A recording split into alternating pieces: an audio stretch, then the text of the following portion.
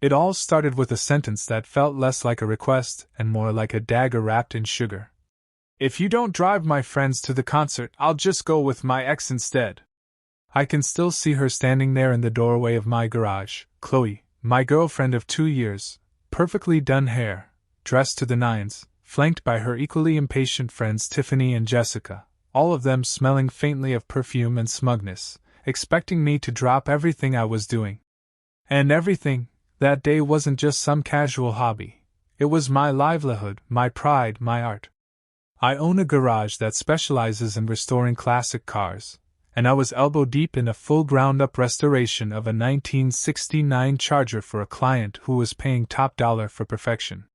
The engine was on a stand, the wiring harness laid out like a spiderweb of copper and color, my mind locked in on timing and precision. I told Chloe weeks ago I couldn't go to the concert. She nodded, smiled, acted like she understood. And yet here she was, heels clicking on my shop floor, friends shifting behind her, shooting me looks that said, "You're about to ruin our night, aren't you?"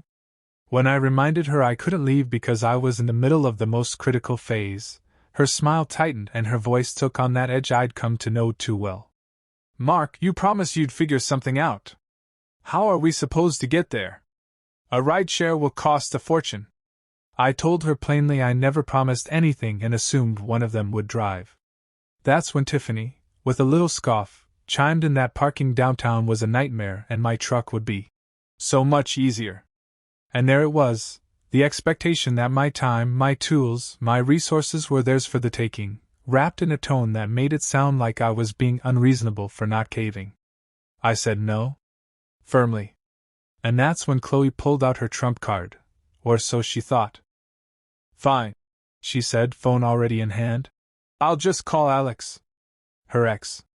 The one she swore was ancient history but somehow managed to pop up in conversation whenever she wanted leverage. I should have felt hurt, but instead, something inside me went cold and clear, like ice forming on still water. I didn't argue. I didn't plead. I reached into my pocket, pulled off the spare key to my old 20-year-old Honda Accord, my ugly but reliable errand car, and tossed it to her. "Alex is probably busy. You can take this.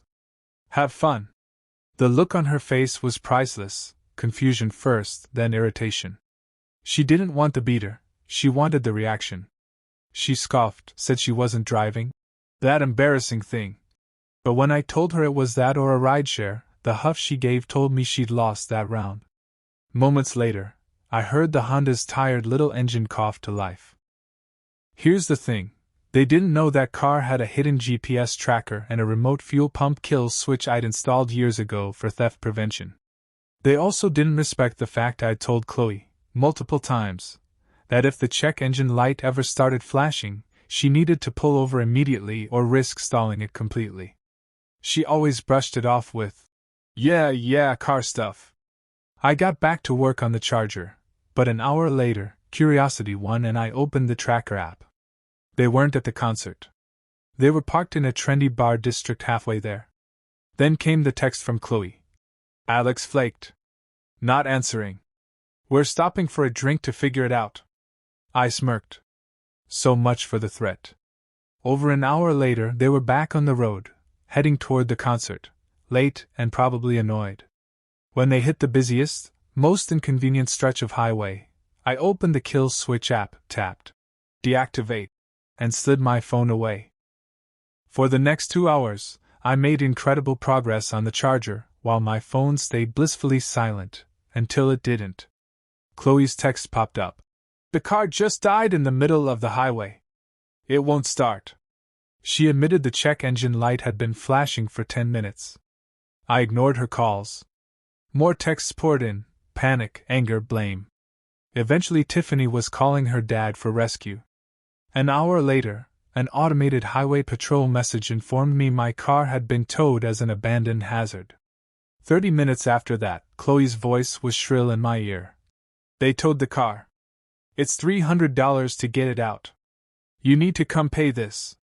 I took a deep breath and told her calmly. "No, Chloe. You were driving. You ignored my warnings. Sounds like you have a problem to solve." Then I hung up. What followed over the next 2 days was a masterclass in manipulation, angry voicemails turning into tearful pleas, then back into bitter accusations.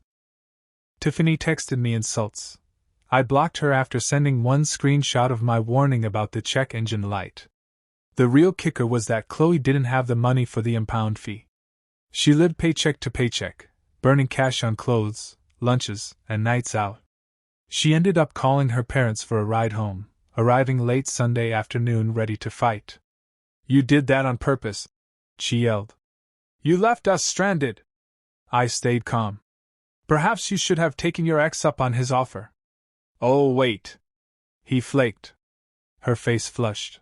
The fact I knew Alex bailed stripped her of her last weapon. Then she demanded I pay the tow fee because she needed the car for work.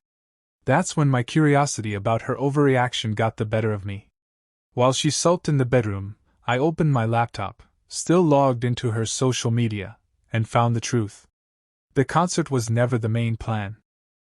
She and Tiffany had been scheming for weeks to meet Alex and his friends at an expensive after-party, with Alex chauffeuring them around all night.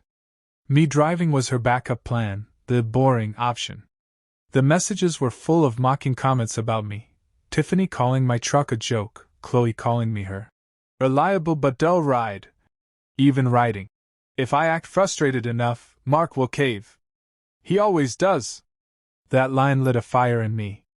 The next morning, I woke up early, pulled out boxes, and carefully packed all her belongings, clothes, shoes, makeup, stacking them neatly by the door. I also went to the bank, closed our joint savings, and withdrew the $4,000 I'd put in, leaving her $1,000, her contribution. When she woke and saw the boxes, her face went pale. "What is this?" she asked. "Finishing what you started," I said, handing her printed copies of her own messages. "You seem to have plans that don't involve me." "I'm just helping you get there faster." She read them, handshaking, but for once, she had nothing to say. "You need to find somewhere else to stay. You can call your parents, or Alex." That last part made her flinch. Hours later, her dad arrived, clearly tired. In my garage, he quietly confessed she'd maxed out the emergency credit card they gave her, over $4,000 in 2 months. "I hoped you'd steady her," he said. "I tried," I replied, "but I can't be a stepping stone." He nodded, loaded her boxes, and drove off. She didn't say a word. The smear campaign came next, vague posts about toxic men and escaping control. But the truth leaked out through her own father, who'd stopped covering for her. The old Honda sat in impound for a week, fees climbing to nearly $800 before I retrieved it, flushed the fuel system, replaced the filter, and tuned it up myself. She demanded I give it to her. I reminded her it was mine, paid for by me, and that we had nothing more to discuss. 2 weeks later, word reached me that Alex stopped answering her calls within a week of her moving back home. Now she's stuck living with her parents, paying down debt, working weekends in retail, and living without the lifestyle she once flaunted. As for me, I'm thriving. The Charger project was such a hit the client gave me a massive bonus and more work. My apartment is peaceful, my business is booming, and that old Honda, still ugly on the outside but running perfectly, has become my favorite car. Last week, I drove it to the coast, windows down, engine humming, phone blissfully silent. Just me, the open road, and the sweet reminder that I am not, and never will be, anyone's backup plan.